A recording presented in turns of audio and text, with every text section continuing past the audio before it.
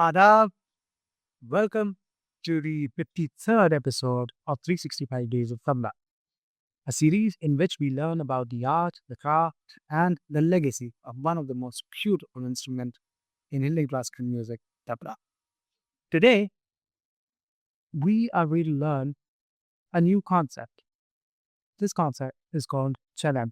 In previous episode, we had extensively discussed about the individuality of different Gharanas.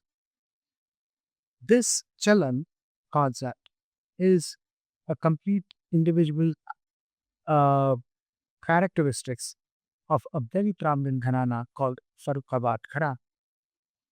It is mostly seen in Farrukhabad Gharana that these chalans are played, and there is a lot of varieties of chalan in Farrukhabad Gharana. Now, before playing this chalan, let's understand what chalan actually means.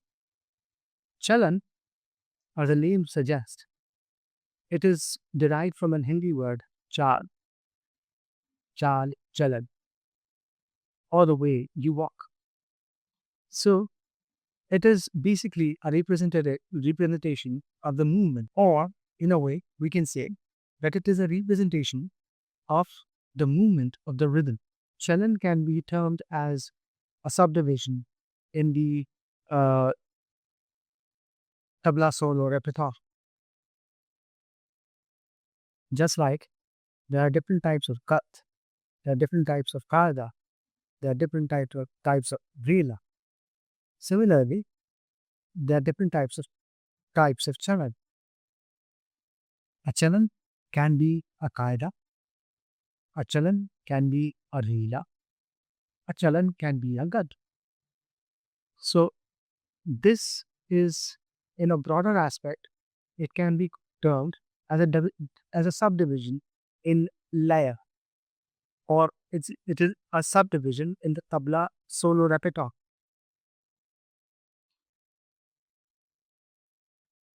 The movement of that composition shows its chal, and it's the way of the rhythm is being structured. Now we are going to play a specific channel of Farrukhabad Gharana composed by Ustad Karamatullah Hasan. Mm. But before reciting this channel, let me quickly uh, notify all of the details that have been notifying on throughout the 52 episodes. Uh, that the bowls of the challenge, or the bowls of this composition, are present in the description section for you to copy. Also, if you think that my recitations or what I'm reciting is a little fast and it is difficult for you to comprehend, then I would request you to kindly tap on the setting section and reduce the speed of this video. One more thing that I would like to bring to your notice is that this, the entire lesson, is not to train you to become guru-less, as in like this is not to encourage you to learn to be a self-learner and not learn from a guru. Learning from a guru is very important. It's extremely important. It makes you grounded, and as well as it gives you a holistic knowledge of the entire music or of life on whole. So if you're fortunate, it is very fortunate to be learning under a guru, under a label guru. So if you are fortunate to have a guru in your near your place, or if you're fortunate to visit a guru and learn from him weekly, do that. You'll know how important that is for the entire for for your musical journey. Not even musical journey. It is very extremely important for your life journey on whole. Guru doesn't only shapes your musical career, but it also shapes your life. So that is why uh, it is said there's an old uh, idiom or there's an old song in which they say, Guru bil gyan nahi pawe.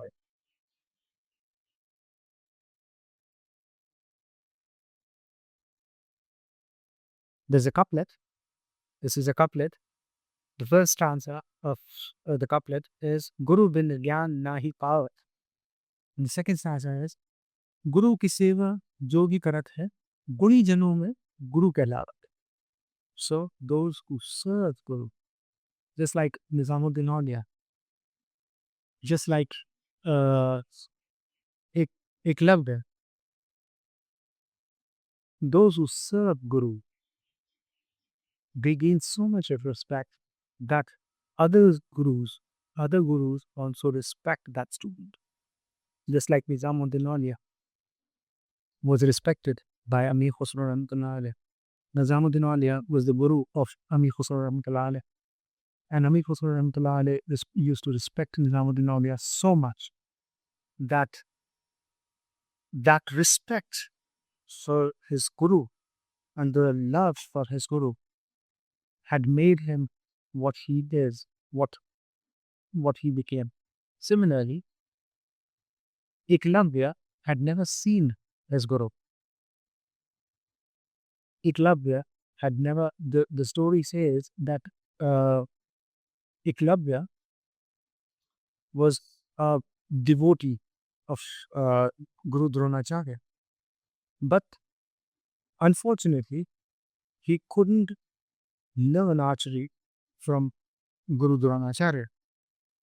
So what he did was that he made a statue, a clay statue of Guru Dronacharya, and he used to uh, imagine that that statue was Guru Dronacharya, and he used to learn from that statue.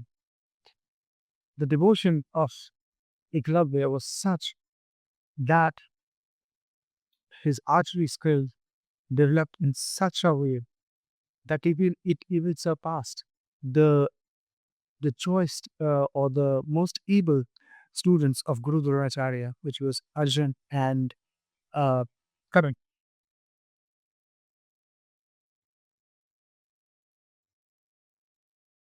It is his devotion towards his Guru that his name is still remembered and revered throughout the long after his bones have been protected.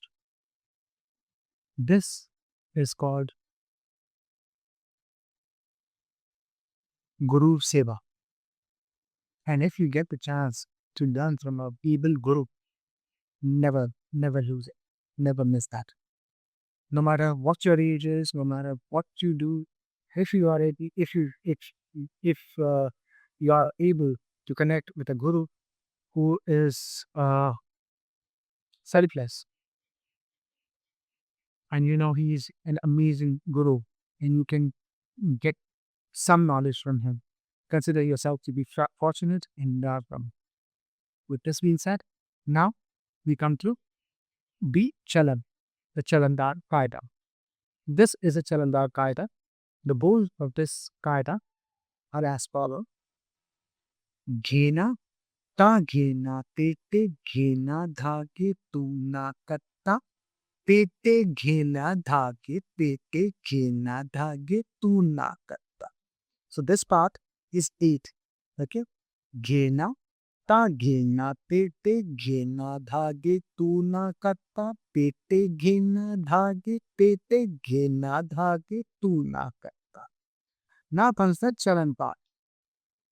Tuna Kridha Tete Ghena Tete Ghena Tuna Katta Tete Ghena Dhage Tete Ghena Dhage Tuna Katta. This part is going to be repeated over and over again. So it's Tuna Kridha Tete Ghena Tete Ghena Tuna Katta Tete Ghena Dhage Tete Ghena Dhage Tuna Katta. This section is called the Chalai section. This is where the rhythm is being noted. The movement of the rhythm is being noted. In the first half, we can do whatever permutation and combinations we want to do. But in the second half of the composition, Tuna Kenatete Kena, this shows the movement of the rhythm. This is how the rhythm of the rhythm will move. So let's understand how to play this. In order to play Ghena, you play. We know how to play Ghe. Now mix Na and Ghe. Just a small pause. Okay. Ghena, Tage.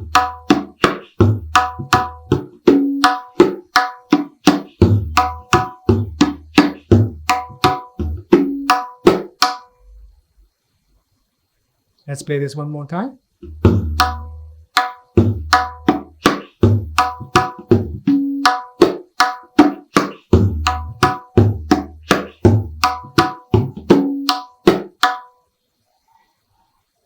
This is the first 8 part, first 8 beats.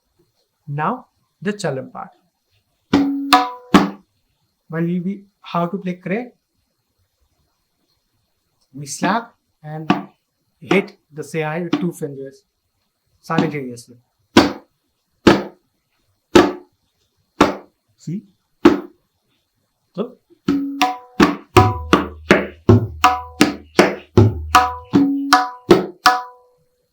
again.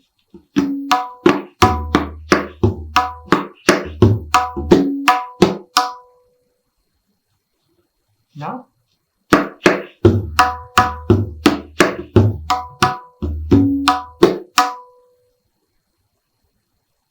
Now let's play the Chalan part again.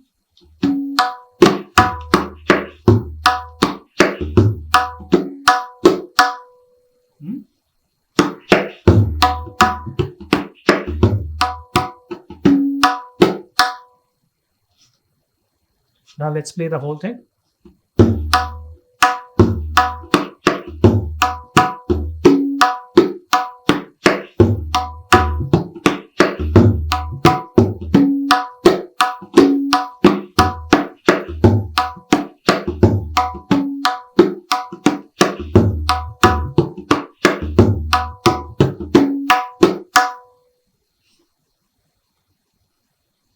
Some chalans do not require Mundi. Some chalans are such in which the chalan part becomes the Mundi. This is not one of those, but there will be a chalan which we will learn later. In that chalan, the Mundi is the chalan part. So let's play this chalan again. That is for later episodes. Let's play this chalan again.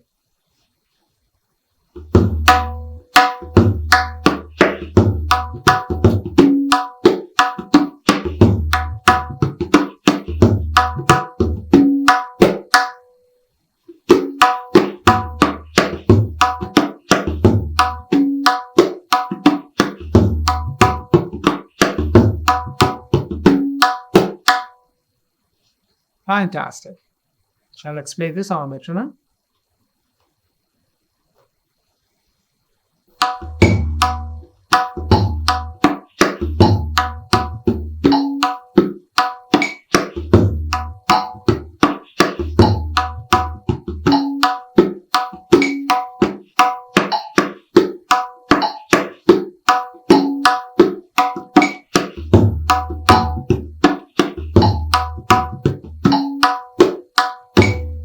Now let's go double. We'll do Khali Mundi both.